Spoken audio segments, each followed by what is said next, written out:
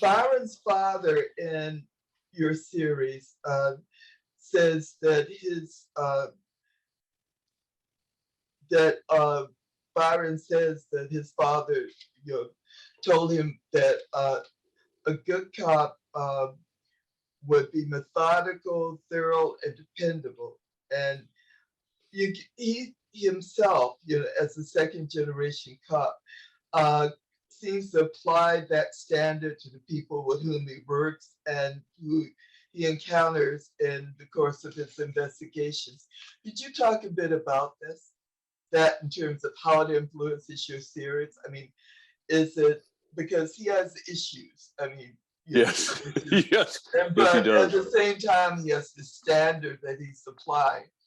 So how does that play out in your series in terms of what actually happens with this cop and what he's doing and how he reacts, interacts with people? I really, when I started the series, I wanted to have some way of showing that John himself was driven by more than just the training that he received on the job. When I was trying to think of things that might benefit him and also set him back personally, I came up with having him be a second generation police officer. You know, I think part of who we all become when we grow up, and I don't know about any of the rest of you, I'm still a work in progress, but when we allegedly actually reach that grown up stage is by and large the influences we get from the people that surrounded us when we were younger. And I thought having John's father be a police officer would instill in him all of those things that he looked up to, that he aspired to. His dad was a really good investigator and largely a good police officer. Where he failed was as a human, and that was a result of his drinking. He was a womanizer, and he had some other issues. And so John initially didn't want to be a police officer. He was trying to not follow in those footsteps because of something that happened, without me spoiling it for anyone who hasn't read the first novel. John decided not to follow in his father's footsteps because of losing him, and it was painful. And then, like so often happens in life, we find ourselves doing exactly the opposite of what we intended. And so John ends up with a lot of the same issues his father had. But that code of being a thorough police officer and diligent and trying always to follow the rules has stayed with him. So I think that makes him a real person. We all know in any profession that you have rules that you're supposed to follow. You have things that you have to do. But you also realize that you bring with you all of your human foibles. And those are things you constantly have to do battle with.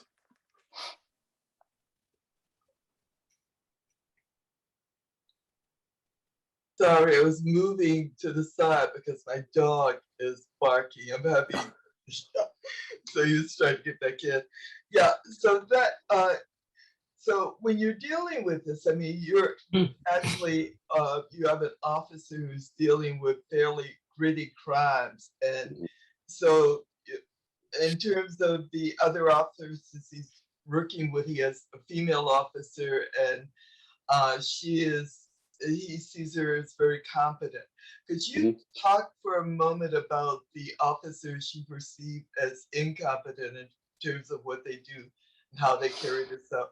I mean, other than that, what are they doing in that, you know, is right? It's really to Byron? Yeah, it's really the same kind of scenario. Bernie Robbins is the detective that I sort of highlight in this fourth book, Within Plain Sight. And Bernie is representative of the worst of the people we all have worked with. Somehow they manage to get through careers, and they do the bare minimum, and that really infuriates Byron, having to deal with that. You know, the point being, when you're investigating murders, there really should be nothing any harder than that, or any more lofty of a goal than that, is catching the person responsible. And Bernie never misses an opportunity to shirk his duties, lie about what he has or has not accomplished. And ultimately, that has a major bearing in the direction of the investigation.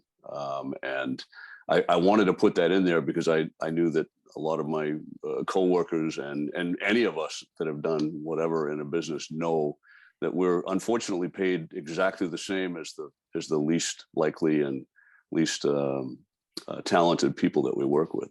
So I wanted to put him in there and show that sometimes the things that get in the way are things that should not get in the way.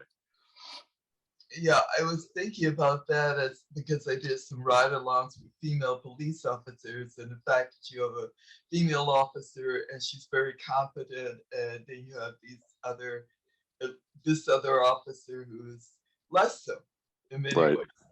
Yeah, much less so. So I'll be back with you in a moment. I'm going to All go right. through and pick up with Robert and Gabriel, and then we'll make another round of that. Robin, back to you again.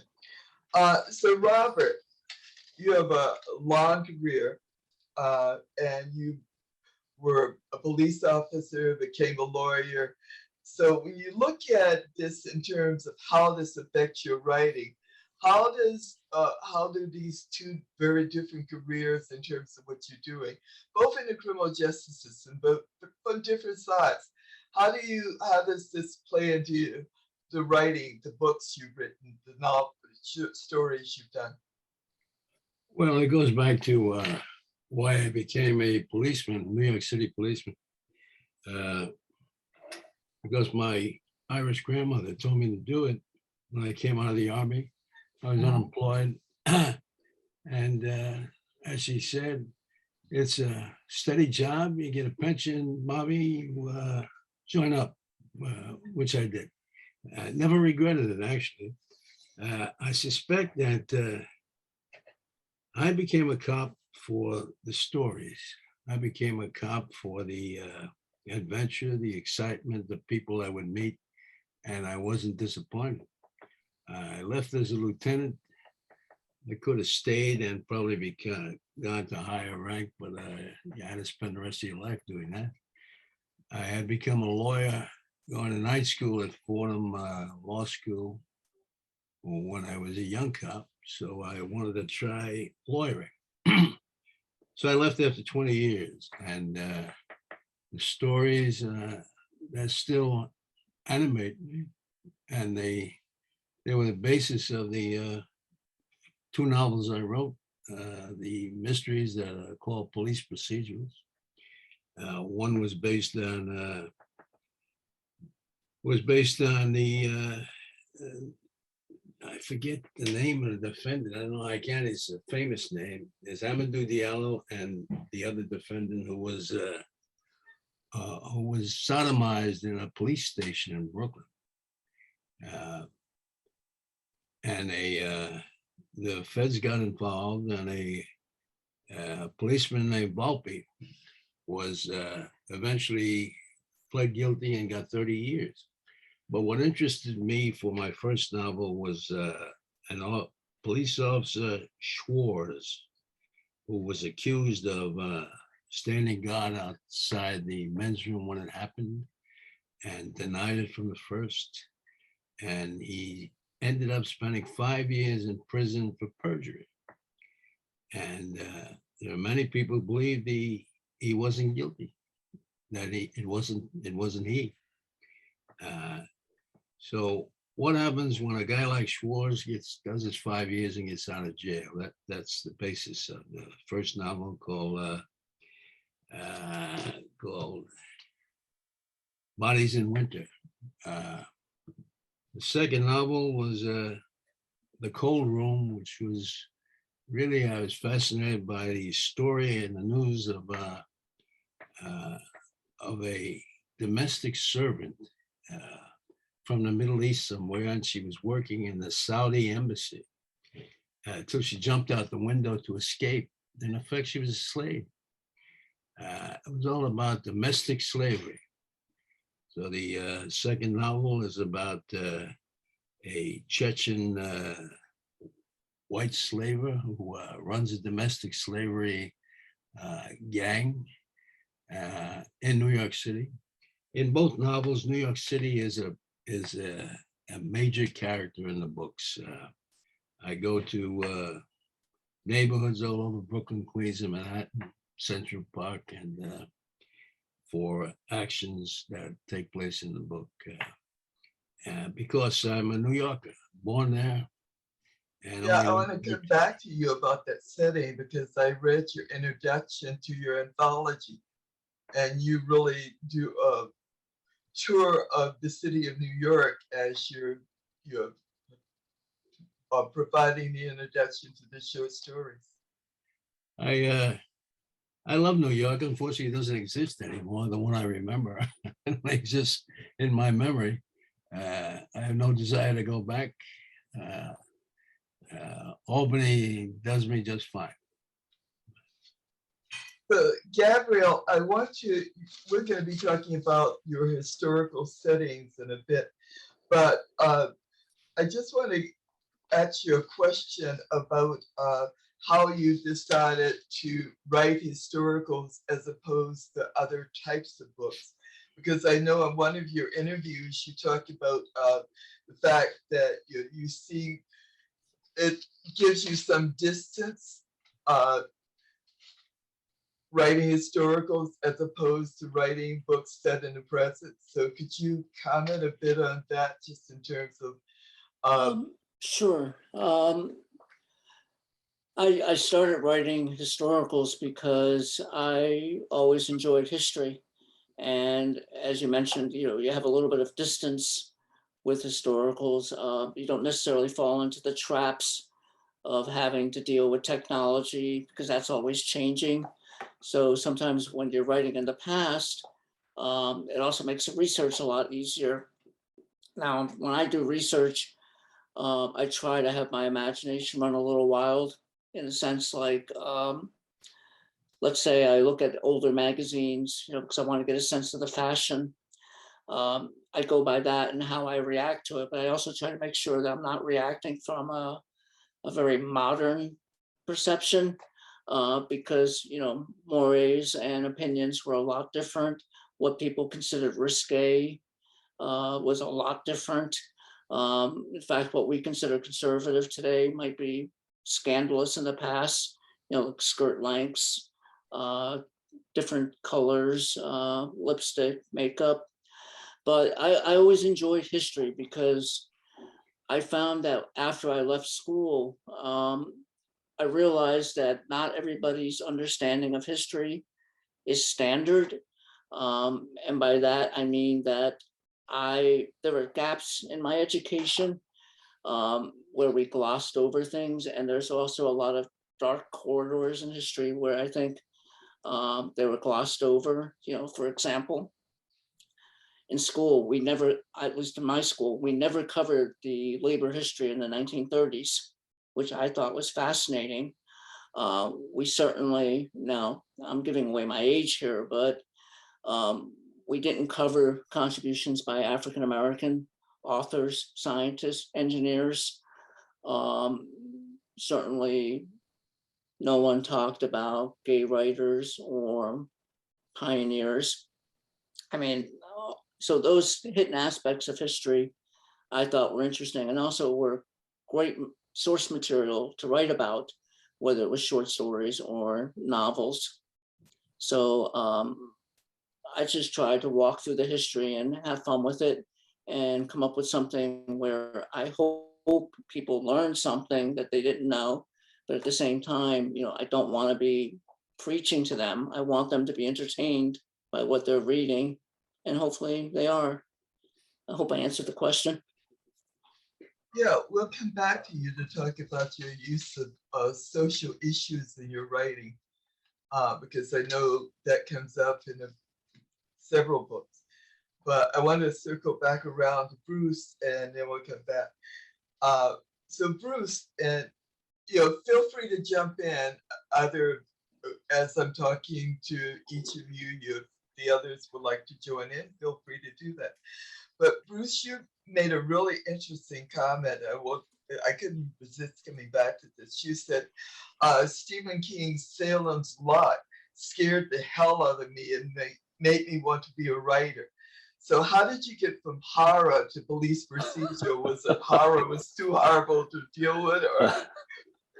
No, I probably still have that dream of writing a horror novel at some point, but that's so far from what I'm writing now that I don't know if the fans would embrace it. Yeah, really, that for me, that was it. I love reading. I grew up, I read everything I could get my hands on when I was younger. I grew up at that age where, and I don't imagine this is a lost thing, but I know it was a big deal then. The TV didn't exist in the form that it is now. There was no internet, and so my parents read to us.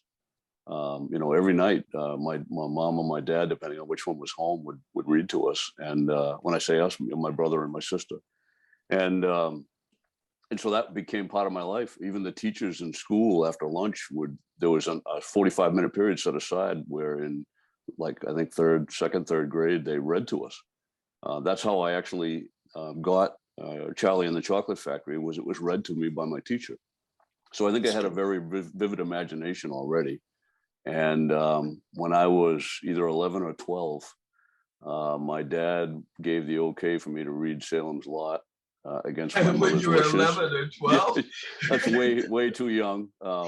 But I read it, and it just changed everything for me. I felt like it was the first adult fiction I'd been exposed to, and in spite of how far-fetched the actual premise was, the vampires, a village of vampires forming here in southern Maine, he made it seem so realistic because of the people he populated the story with, the places that I knew already that I'd driven by or stopped at, and it made the possibility of a vampire story coming to where I lived very realistic, and because of that, it made it more terrifying. So I finished that book and had a newfound respect for horror, and because it seemed so real, and I knew that that's what I wanted to do, was to write stories and tell tales that people couldn't put down, hopefully. Yeah, and in their way, what you're writing now is still horrific occasionally in terms of what's happening. Thank you. Particularly the autopsies, those scenes are having once to 10 in the autopsy. I find them very realistic and scary in their own ways when you have the doctor that cutting people open and the conversations that are going on. I've never met a normal medical examiner, not entirely normal. They're awesome and they're great characters, but yeah, they're a little scary in their own right. Your description of the medical examiner, he's a somewhat offbeat character. Yeah, they all are, everyone I've ever met. Yeah. So let me go back to Robert. I have a question to you about so the settings affect the lives of your characters, and you started to talk about that in terms of the city of New York and and you've been all over the city in terms of where you actually were working. So when you think about those settings and the people coming out of them, are there settings in New York City that affect characters in various ways as compared to Albany? The contrasts between the big city and the large. How does that play out in terms of what you're doing? Well, when I decided to leave New York City in 2008, I started looking for a place to go, and Albany was my first stop because I could still practice law in Albany, anywhere in New York State. And I fell in love with a house in Albany. I never owned a house.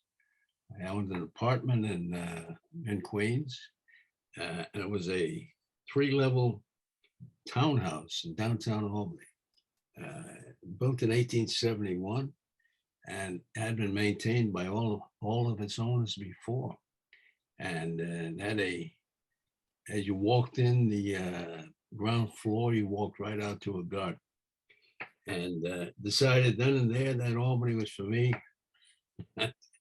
And driving around Albany over the course of several visits, I liked Albany because it had neighborhoods. Same for Schenectady. I find that it was full of neighborhoods that reminded me of old-time Brooklyn, where I grew up. So I stayed. I bought that house, stayed in it for 7 years, and and 5 years ago moved to Buckingham Pond area, which is it's like the country, 15 minutes from downtown. It's far better than living on Long Island, I assure you, where it takes you a couple hours to get anywhere in the city. In any case, I like Albany. Mainly because, well, I left New York City because you don't want to grow old in New York City unless you're rich, frankly. Up here, it's delightful. Did I answer the question? I forget. Well, yeah, I was wondering if you're living in the big city and then moving to a city like Albany, does it affect you, how you approach studying in your writing? Well, I haven't written an Albany book yet. I intend to, based on a couple of homicides that I had connection with in Albany and Troy back about 10 years ago. They're pretty famous in the city here. Yeah, you knew Serpico. You mentioned that you. Well, Frank and I are friends since I moved up here. We met, and we were in the police department at the same time. We were both. Well, I was pre-NAP, as they call it, before the NAP Commission investigation of police corruption in 1970. I was there for 3 years before, and then I was post-NAP after they cleaned up the police department. At least they made it better. And so Frank and I had a lot in common. We met up here. He lives up here in a small town, and we've been friends ever since. But nobody has the experience that Frank Serpico has. No. There's only one Frank Serpico. That's for sure. Yeah, so we'll circle back to you in a bit. So sit tight. So these men are so interested in their backgrounds. I'm shuffling through my papers here to find out what I want to ask next. So Gabriel, in terms of your next novel, it's Hush Hush, and you sent me the proofs of that. So this is set in 1976 during the busing crisis, and it was inspired by a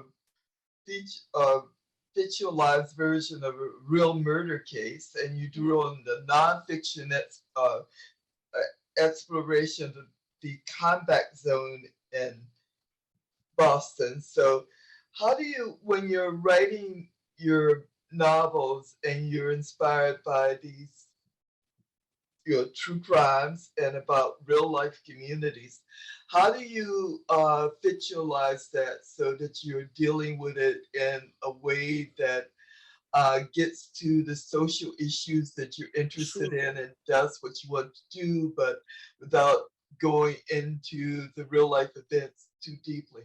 Okay, so Hush Hush, just to step back for a second, was inspired by a murder that happened in the combat zone. It was a Harvard student that basically was out partying with his friends at the end of the season and essentially got into an altercation, tried to help somebody, he gets knifed and subsequently died. So that part is all true. If people are interested in the actual true crime, the accuracy and what actually happened, I would recommend Jan Brogan's book, Brogan. It's titled The Combat Zone. Now, what I did was I took the bones of what had happened, but obviously changed the names and all that.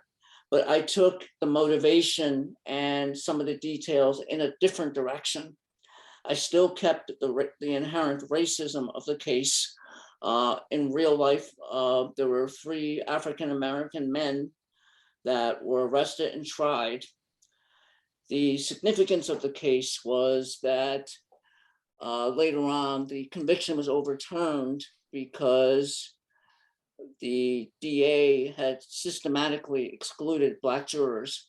He eliminated 12 out of, I think, 13 possible Black jurors, and kind of in a backhanded way, the remaining African-American juror that he had, he made the foreman.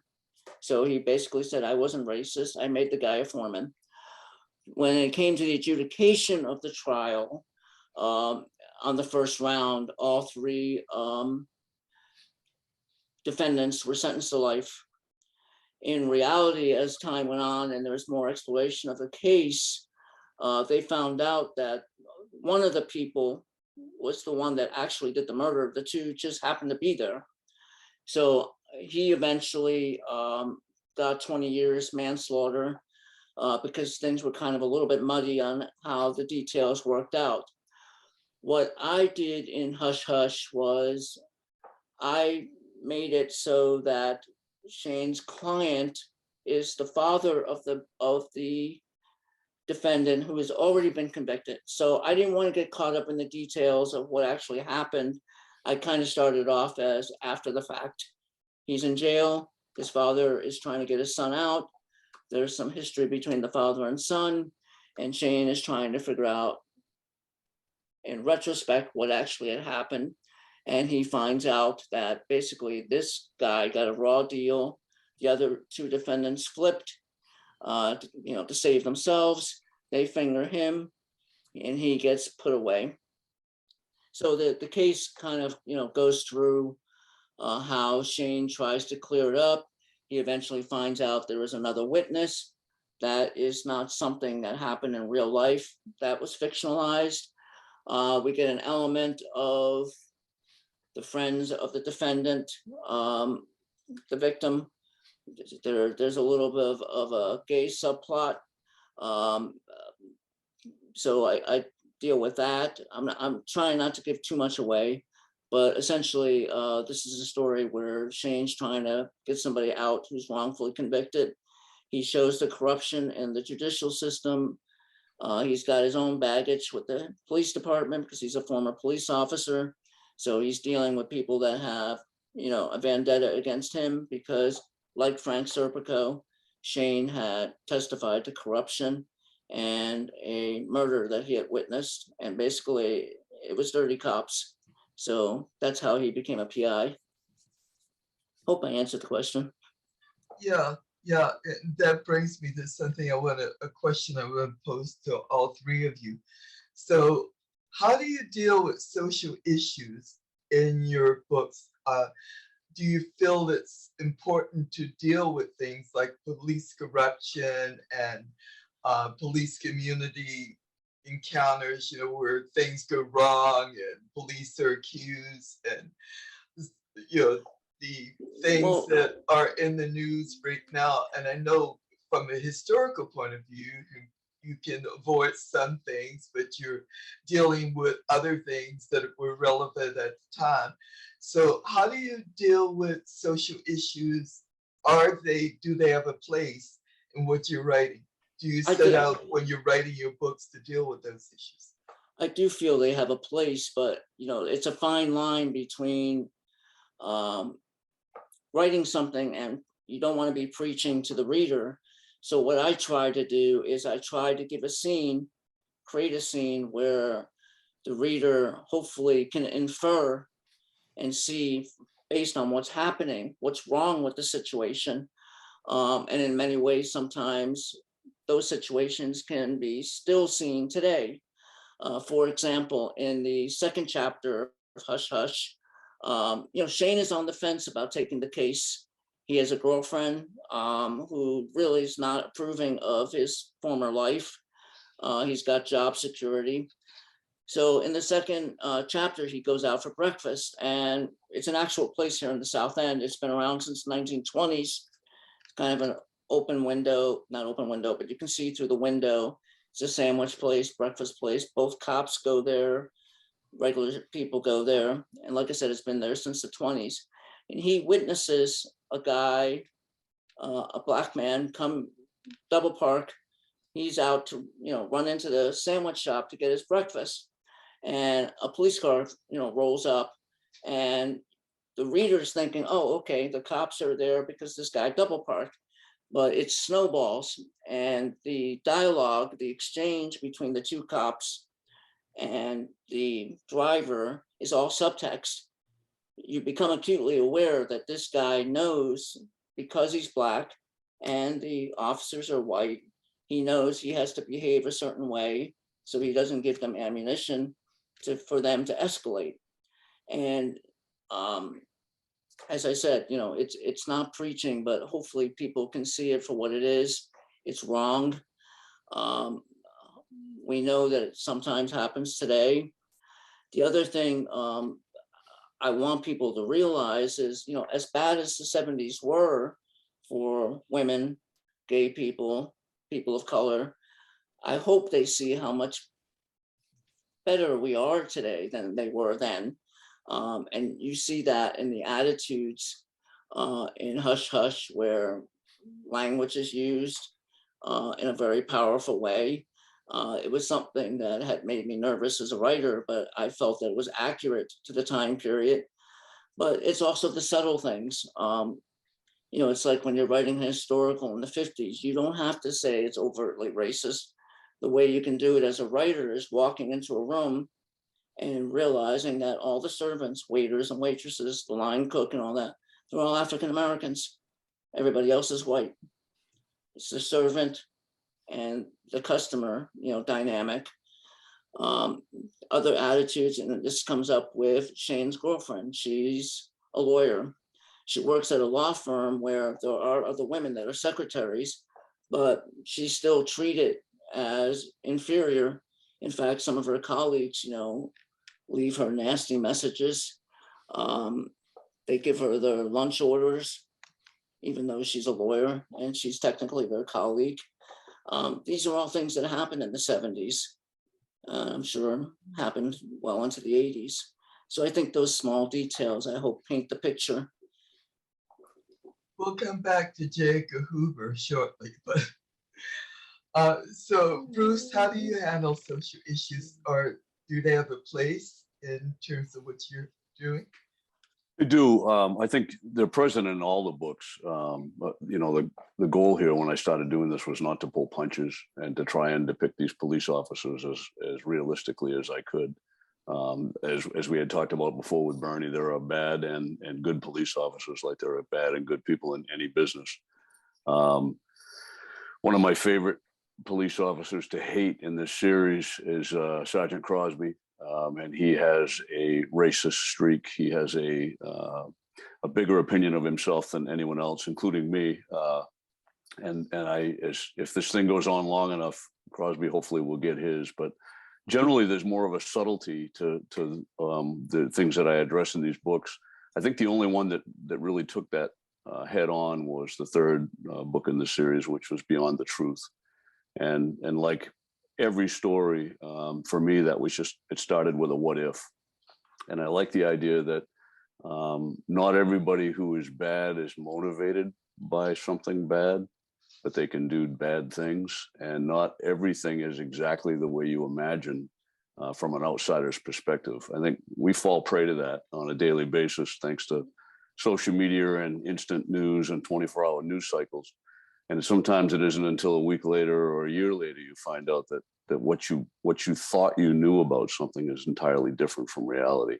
So I wanted to address that in that book, and all of the things that Gabriel was just talking about, and everybody really is talking about, are things that I wanted to address in that book. So hopefully the readers never actually see what's coming down the road until they get there. So that's my goal in all these books. So yeah. And I want to come back to that in a second, because in one of your books, there's something I want to ask you about with that.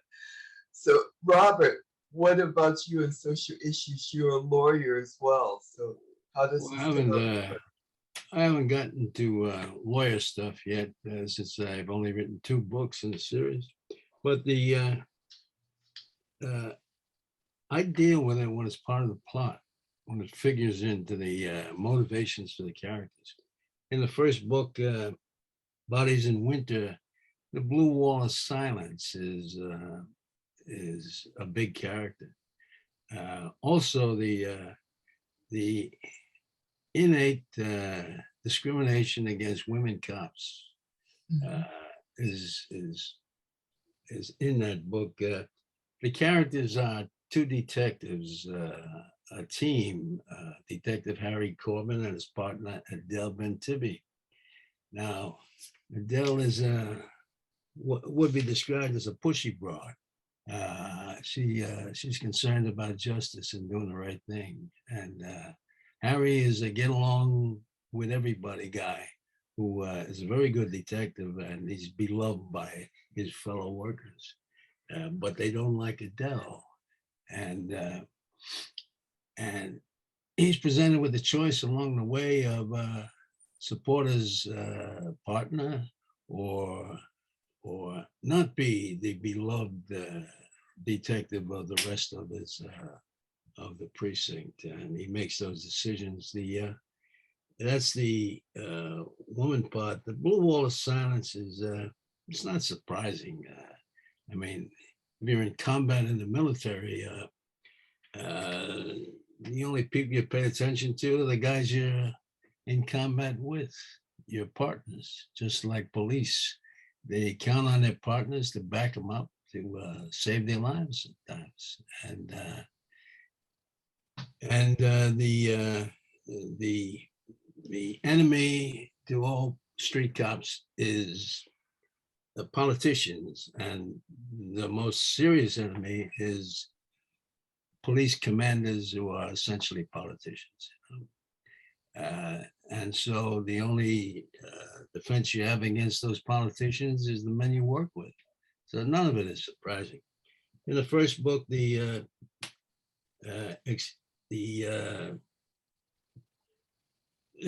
dealing with a gang of drug dealing bent cops, and Harry Corbin exposes them. And it continues into the second book, because in the second book, Harry's reward for exposing a gang of bent cops is to be transferred to a new squad about every 6 months. Nobody wants him. He's a persona non grata. He's nobody wants him in their command because nobody wants to work with him. But Harry is a hell of a detective, and he solves this death of a young woman, body, eviscerated body, dumped at the base of the Williamsburg Bridge in Brooklyn. And by himself, he solves that crime. And with Adele, who comes along afterward to give him a hand. So you deal with the whatever is real and part of the world in which they work and live. It's the atmosphere, it's the setting, and you deal with it and make it part of the plot. That's why. Of course, Serpico has, going back to him in terms of that being ostracized after he comes forward and talks about police corruption. Yeah. So some inspiration there. So Gabriel, you have J. Edgar Hoover, who appears as a character, as in terms of his impact on what's going on there in the 1950s. You bring a bit of that into the books. And obviously Hoover, we get COINTELPRO. And so, how does that influence, how you present him in the book and how you deal with the social issues in terms of what's going on with him and his files that practically everyone. When I was writing the company files and dealing with Hoover, I had to be really cautious because he's such an iconic figure in law enforcement. And this is kind of taking off of what Bruce had said, is I think a lot of people that we know historically who are in retrospect ambiguous or ambivalent on analysis, I think we have to realize that those individuals did their job thinking that they were doing the best thing based on what they felt they were going to get to do in that capacity. So I think Hoover really believed he was doing the right thing. But I also know, and I think this can be said for a lot of other historical figures. He was also a product of his time. You know, he came up in the world at a time where views on other people, whether they were immigrants or people of color, were not progressive. Now, the great irony is whether or not you believe Hoover was a cross-dresser or maybe gay, I don't know. I think the verdict is out on that. That would be ironic if he were, given how he targeted gay people. But I also wanted to show that he had a lot of power. And that was one of the things I found fascinating when you go through the 50s, is that there weren't real safeguards, because if you had the wrong person in the wrong position, they can do a lot of damage. And I think that was because the company files is based on the early days of the CIA. I was trying to show that it started out with the best of intentions. It snowballed into something else. And because you had certain personalities in place, there were abuses or there were unintended consequences. So in the company files, you see somebody like Hoover doing his thing. You also see people like Roy Cohn, who did want power and knew how to abuse it. And here is a person with a certain malice and motivation, and he knows how to use the legal system to his end. And that is very, very scary. And we're living with that reality where people can do things legally that are legally okay, but are morally wrong. And then I have characters who are in organized crime, who are by definition criminals, who are actually doing the right thing, trying to be helpful. So what I'm trying to get at is not everything's black and white. There are shades of gray. And I think that's realistic in life. You know, there are good cops out there. There are bad cops out there. And, you know, not all cops are bad. It's just, we don't know what it's like to be in their shoes, and we don't know what they're facing. Just likewise, you know, we have to trust leadership to do something with the best information that they have. And hopefully it's the right choice. Morally, it's not always the same thing as legal. Yeah, that's Hoover. Yeah, it's very generous. Yeah, you're being very generous about J. Edgar Hoover in terms of acknowledging that he, you know, was trying to do the best he could at that moment in terms of what he thought was correct.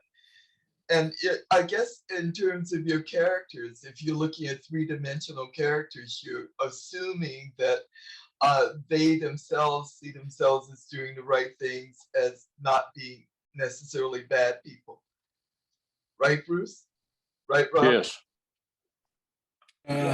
Well, depends. Depends on what they're doing and why they're doing it. Well, the thing is, every character has a motivation. They each want something. So the point is, sometimes the reader has to figure out what it is that they want. And sometimes that's a good thing. Sometimes that's a bad thing.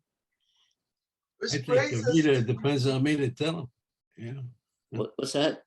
I think the reader depends on me to tell them what the character wants and whether he's just how good or bad he is. You know. Do you start out with that process in mind, Robert, where you're going to find out what the character wants, or do you start out deciding that this character is a villain or a hero in your story? I start out with a story, maybe a scene, maybe something from. Usually, everything I write is based on something that I've done, happened to me, or heard about,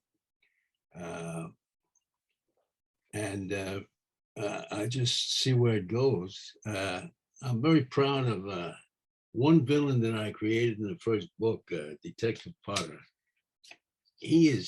Detective Potter is so bad, he even scares me, you know. He's not based on anybody real, but well, I guess he's pure imagination, but I'm sure there's a Detective Potter out there somewhere, or used to be in the NYPD. So he's a combination of various people, real people you've encountered in Yeah, the course of your career. well, mainly I read about it because I was never a detective. I was a uniform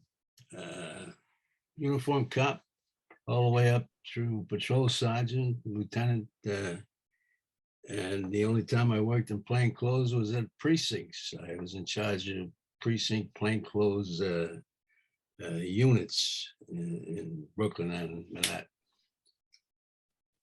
And also worked at the academy at one point, right? Oh yeah, I was instructor of the academy, the specialized training unit, and I was a lawyer in the police legal bureau, which is where I left from.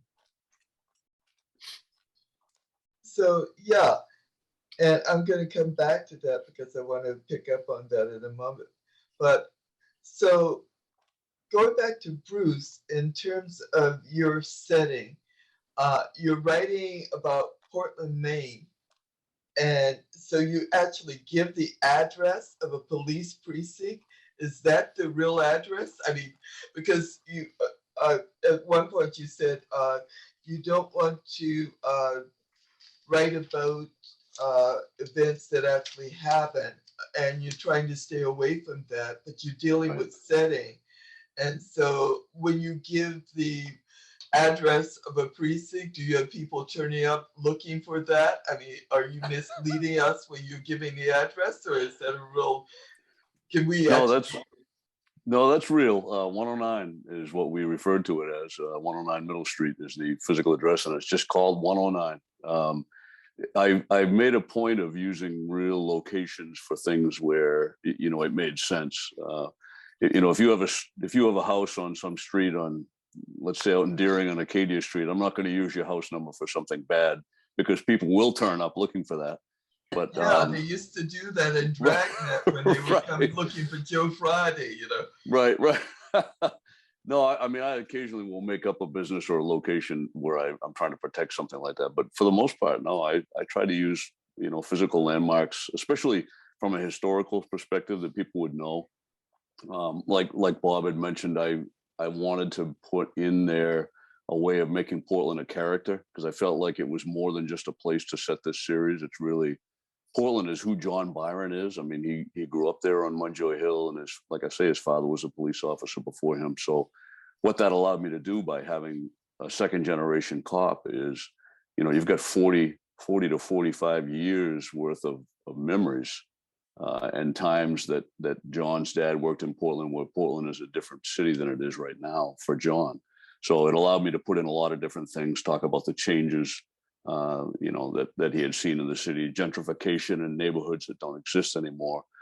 So it was kind of fun to do that. But yeah, no, 109 is actually police headquarters. So, do you get your letters from police officers in Portland, or do they read your books, or? They do.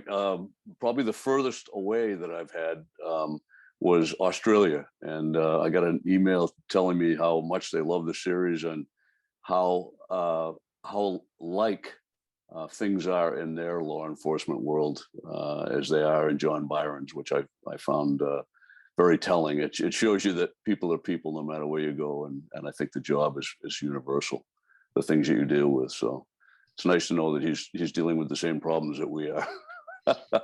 Misery loves company. Yeah.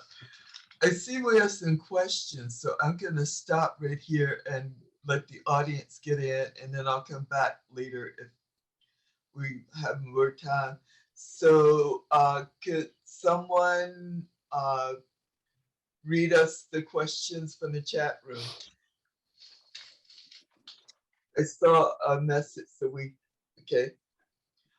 Go ahead and do it out loud if you would.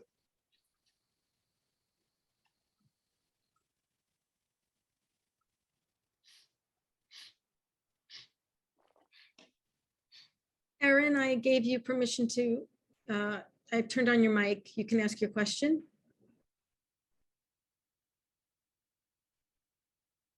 So the question is, can you talk about the police concept of justice? I'm assuming that's for Bruce. Of justice? Yes. Well, you know, justice isn't always served. I think you do the best you can under the rules of law.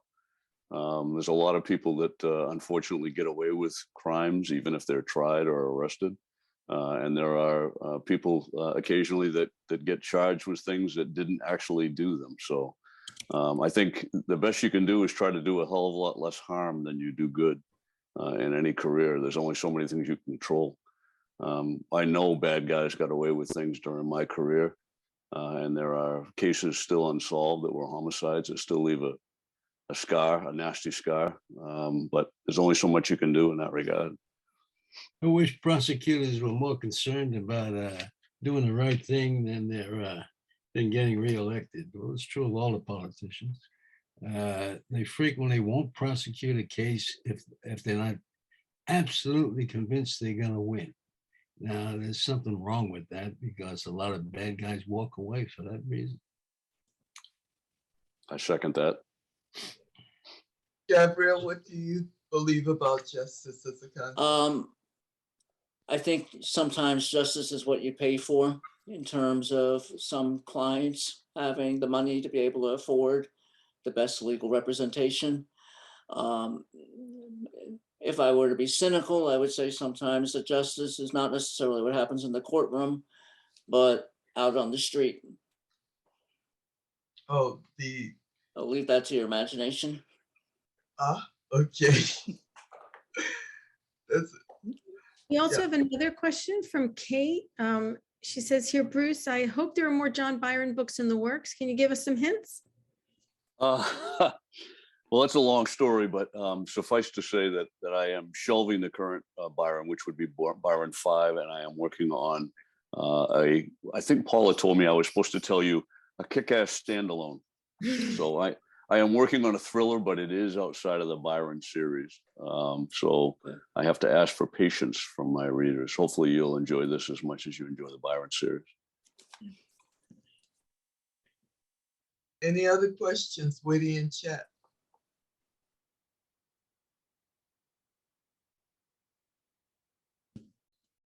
Okay, if we have any more, just let me know and we'll come back to those, because I want to give the audience the chance to get involved in the conversation. So when we look back at your writing careers, what have you learned, and this is for all three of you, since the first thing you wrote until now, about how to create characters and about how to use plot, the settings, and all the things we talked about as writers? And let's start with Robert. Well, what I've learned is let that character speak and act for himself, and me get out of the way. Less omniscient narrator. I'm going to tell you what this is and how you should think about it. That doesn't work very well because people want to meet your characters. They don't care what you think about it. You know, that's what I've learned. You sum it up very quickly for someone who's written as much as you have. Same thing, Bruce. What have you learned since you started to write? I'll echo that same thing. The characters run where they go, and I think trying to hold that back is only a detriment to your writing. I think sometimes you have to trust what you've created and let it happen. Write honestly is the only thing I might add to that. I think the best writing that any of us enjoy is the honest writing. Yeah, you have some gritty scenes in your novels, and some that just stand out in terms of the openings and the sort of it's like a Law and Order type opening. Do you set out to do that kind of, knowing that the readers have that kind of model in their heads, or is it just the grab you? You mean the grab you opening? Yeah. Yeah, I do, because really, I look for that. I look for that. If a book doesn't do that to me, sometimes it's hard to keep with it. So I want something where you have to say, holy God, what happens after that? So it's something that you do in your first draft, or that happens as you revise?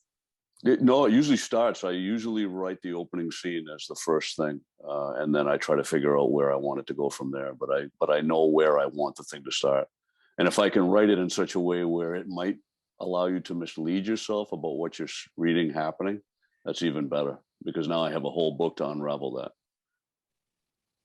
Yeah, I found, the opening scenes just grabbed me, and I was drawn in because of the mystery of who's doing what and why. So Bob, going Thank you, back to Frankie. you, do you start with the opening scene where you're trying to figure out where you're going to start the book and wait for that to come to you, or do you No, I do start that with, in revisions? I start with whatever I have that's occurred to me that makes me think I could write a book or a short story about it. Maybe a scene, maybe a character, maybe maybe a couple of maybe some dialogue, and see where it goes.